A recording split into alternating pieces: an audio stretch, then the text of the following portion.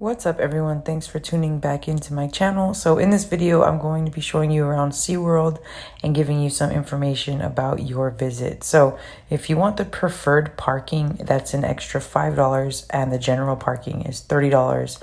And there were no prices available for the VIP, but we did get the preferred parking, which came out to $35 and got us a little closer to the front. So we were able to just walk up, and within a few minutes we were in the front. So as soon as you walk in, you'll see the lighthouse, and then you'll see two lines. One line for those people who don't have tickets yet, and then for those who already purchased tickets on their phone. So if you already purchased tickets, you can just go ahead and go in. The first thing you'll see if you keep walking to the right when you go in, is the dolphin nursery, and you get to, hang out with little baby dolphins and their mothers, and you can see some people paid extra to get up closer with them. So for about 15 minutes of dolphin interaction, it's around $40, and you can get up a lot closer and basically interact with the dolphin. Okay, so here's the main entrance at SeaWorld. Once you come in, the first ride you're going to see is the manta ride. Unfortunately, this ride was closed when we got there. It was the first ride we wanted to go on because it's kind of the first one you see as you go in, but they were doing maintenance work and trying to fix it. So we decided instead to go into the aquarium that Manta's connected to. So you can see right past these bamboo trees, Manta's right up there. And because it was closed, the guy told us to check back in a few minutes, and we did, but unfortunately it was still closed. So we did enjoy this wonderful aquarium that was in the nice AC. So keep in mind, we went during Memorial Weekend. We went on Friday, and it was really hot. So this is like May 26th. And yeah, we went Thursday. Yeah, we went yesterday. And it was really, really hot. And there was a lot of people, lots of school children and families. So aside from that, we really did enjoy, the diversity of rides and shows and aquariums. So I slowed down this one so you guys can see, just how cool these sharks, swim under the water. And in the summer, it's definitely a good thing about SeaWorld that they have aquariums that you can kind of take breaks from as you're enjoying the other parks, because they are hot. It's very hot. I mean, the rides obviously themselves are not hot, but being out in the scorching sun for hours is really hot. And let me tell you, no matter how many waters you drink or consume, you still feel dehydrated. I think I must have drank 3 or 4 waters, and I still felt very thirsty and very dehydrated. And keep in mind, that's because I did cool down with some Dippin' Dots, and we did go into aquariums and enjoy, the shows that did kind of cut into that time that you're just walking and waiting in the hot sun.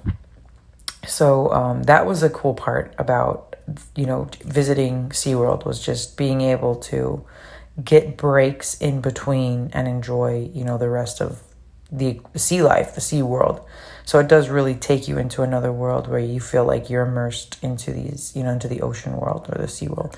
So these were really cool sea dragons, and they were just really beautiful and mesmerizing to watch. They had about 3 or 4 of them. And yeah, they were definitely really cool, because mostly aquariums have seahorses, but those sea dragons were really cool too. And of course, I love manta rays and stingrays. They're just beautiful to watch, and it seems like they're just gliding along in the ocean very, very graciously and beautifully. And yeah, they're very relaxing to watch. So this ride, Manta, unfortunately was closed, and it did open up later on, and we got the fast pass, but we still were not able to ride it, and I'll explain that later. So they have a touch tank where you can try to touch some of the stingrays, but those did not seem like they wanted to be touched because they were keeping further away from the people. And here they have the bigger dolphin basically cove where you can see more of them swimming around, and those are the people who paid extra to interact with them. And you can also go inside in the AC to while you cool off, you can watch them down there swimming around. And that was also really, really cool. If you didn't want to be up on top, seeing them come up to the surface. And I'm sure they were also cooling off because it was hot. They also have a really big manatee exhibit where you can watch rehabilitated manatees, you know, just enjoying their new life under rehabilitation and being rescued. You know, that was really cool and really educational because in Florida, as you know, the manatees are very common here, and there's more manatees here than anywhere else in the world. They also had a sea turtle rehabilitation aquarium where they rescued sea turtles and kept them here in order to basically bring them back to health.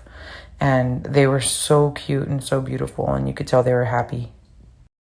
They had several tanks and areas where you can view different animals that had been rescued by SeaWorld, and these manatees had been rescued from a boat injury, and they were rehabilitating them. So that was really cool to watch. And then up here, they had more manatee rehabilitation tanks where they were trying to help them. They help you be inspired by them so you can be face to face with the turtle and realize they are an animal that need our help. Now, a little bit more about the manatees on my right. So like I said, these guys, their plan is to go back out into the wild. You're gonna see a lot of babies when it comes to the manatees. And then we have 2 grown-ups. The grown-ups are Sarah and Oakley. They have been with us since the 70s and 80s. And they serve a very important role here, not only as ambassador animals, which means they're animals that teach people about them so that they're here, we can enjoy them, but they also serve a role as surrogate mothers to the orphan manatees in here. Yes, I did say orphan. The reason these babies are in here is because they were reported as being alone and without their parents in the wild. Manatees are one of those animals, they need to be with their mom for a significant period of time of their youth, 2 to 3 years. They're going to learn things as how to be safe, how to be a manatee, how to engage with other manatees in the wild. So without their mother, they wouldn't have been doing so well. That is why we brought them here, so we can raise them to be grown-up manatees. If you see an injured manatee, if you see an injured turtle, that is what you're going to dial, and they are going to assess the situation, and they will either handle it or they're going to call us. And then we're going to either rescue that manatee, that sea turtle, that sandhill crane. Goodness gracious, if you see a turtle on the road that needs help, or a possum, any animal, you can dial star FWC and they'll give you the information that you need. And they will handle the situation because Florida Fish and Wildlife, they very much care about our natural world just like we do. So thank you so much for tuning in. Now you guys know star FWC, For a more relaxing type of ride, you can go up the SeaWorld Tower, and this tower goes up 300 feet and gives you a pretty good view of all of SeaWorld and some parts of Orlando. Okay, so we decided to just, enjoy our water and our beverages and sit here while we decided where to go next. And we saw this ride, which is the Icebreaker. It's SeaWorld's newest ride. And we decided to go on that ride next because we were able to kind of, watch what happens. And it did seem like a lot of fun. And this ride definitely was an ice-breaking ride because you're going at very fast speeds. Okay, so Doug decided he did not want to wait in the line or the check. So he bought the 140 for both of us quick check that allows us to kind of skip the line. And we were able to basically enjoy a lot more out of our experience because of those fast passes. And we were able to basically, within, I would say, a minute or two, get into the front of the line and enjoy the ride. So it was definitely a really fun ride that jerks you out of your seat and takes you, on a very fun experience.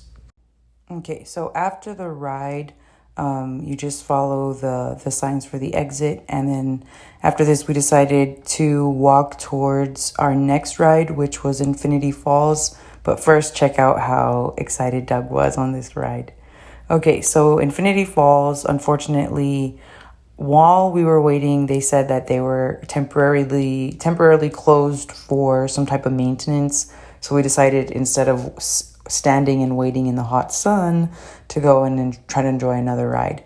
So the next ride that we went on was Mako. And again, we didn't have to wait more than, I would say, 5 minutes for this ride. We went through the quick queue, and I mean, it was really, really quick. You just have to walk through it and then go up a few flights of stairs.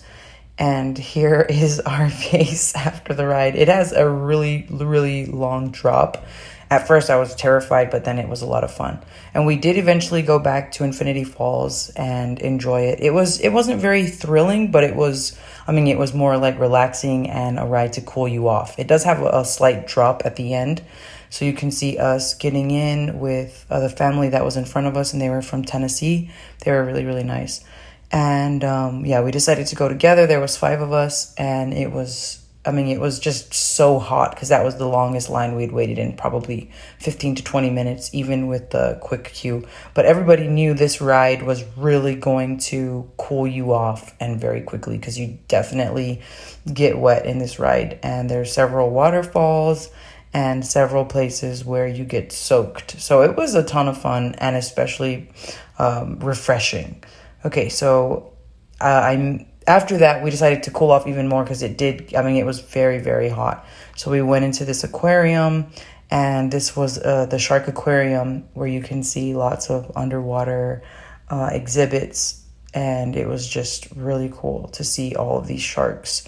And then at the end, as you're exiting, they have a walkway that kind of takes you under the tunnel with tons of different sharks. And that was so cool to kind of walk along these really, really majestic and scary creatures that, you can easily kill you if there was no tank in between you and them. So yeah, it was definitely cool to experience, like kind of swimming and walking along them. Okay, after that, we went to the Antarctica portion of the park.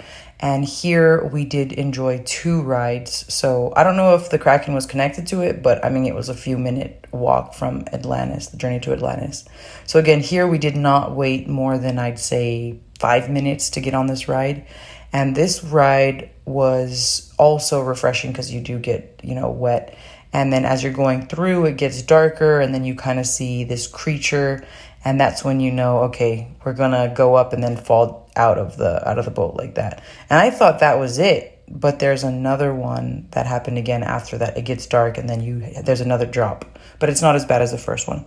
Okay, and then connected to the Journey of Atlantis, you have a cool aquarium, and underneath you is a tank where you can see the fish beneath you. So that was kind of cool, and also nice to kind of feel the sweat dripping off of you and trying to cool down. That's basically why we were in here.